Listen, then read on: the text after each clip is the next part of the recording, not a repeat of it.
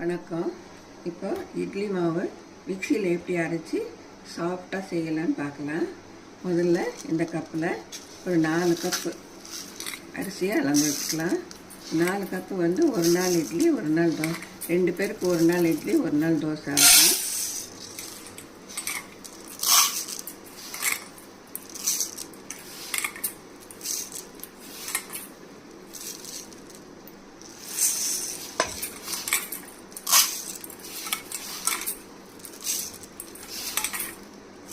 இது கிரைண்டரில் போட்டால் கொஞ்சம் உளுத்தம்பருப்பு கம்மியாக போட்டால் போதும்.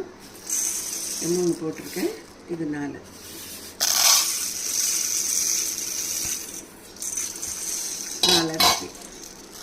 நாலு அரிசிக்கு ஒரு உளுந்து போடணும். இது 1 கப்பு, 4 கப் அரிசிக்கு 1 கப்பு உளுந்து அளந்து வச்சுருக்கேன். 1 ஸ்பூன் வெந்தயம், இதெல்லாம் சேர்த்து ஊற போட்டுருவோம். அரிசி வந்து 6 மணி நேரம் ஊறணும். உளுந்து வந்து 2 மணி நேரம் ஊறினா போகிறோம். உளுத்தம்பருப்பும் வெந்தயமும் 2 மணி நேரம் ஊற வச்சுருக்கேன். இப்போ மிக்சியில் அரைக்க போட்டுருவோம்.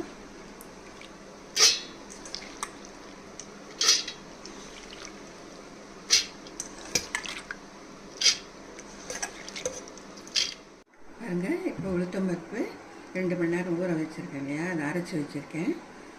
அடுத்தது அரிசியை நம்ம மிக்சியில் போட்டுப்போம். 6 மணி நேரம் ஊற வச்சு நல்லா கழுவி வச்சுருக்கேன்.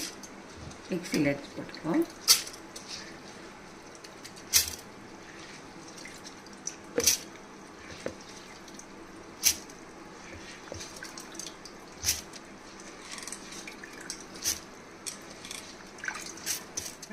பாருங்கள், மிக்சியில் போட்டாச்சு. இப்போ கொஞ்சம் தண்ணியை விட்டு அரைச்சிப்போம். அரிசியை அரைச்சாச்சு.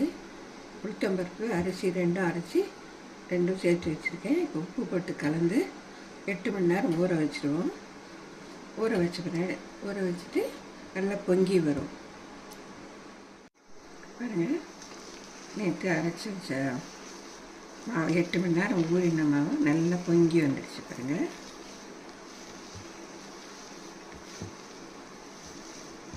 நல்லா பொங்கி வந்துடுச்சு. இதில் கொஞ்சம் வித்தியாசமாக கடலைப்பருப்பு, இஞ்சி, கொத்தமல்லி, பச்சை மிளகாய் எல்லாம் போட்டு செய்யலாம். பாருங்கள், இட்லியும் செய்யலாம், இல்லை தோசையும் செய்யலாம். நார்மல் இட்லிக்கு வந்து உங்களுக்கு கொஞ்சம் கடலைப்பருப்பு ஒரு 2 மணி நேரத்துக்கு முந்தைய ஒரு 2 ஸ்பூன் ஊற போட்டுருங்க.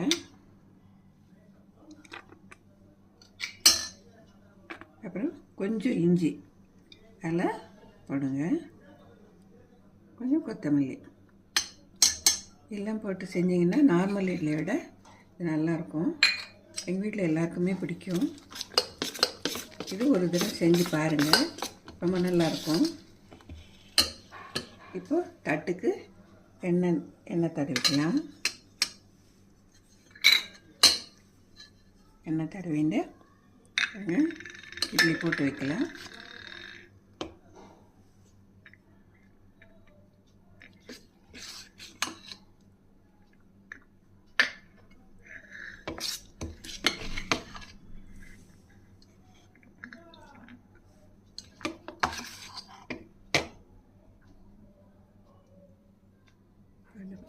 பாருங்கள், நார்மல் இட்லிக்கு இதெல்லாம் அடிஷ்னலாக போட்டு இட்லி பண்ணால் நல்லாயிருக்கும்.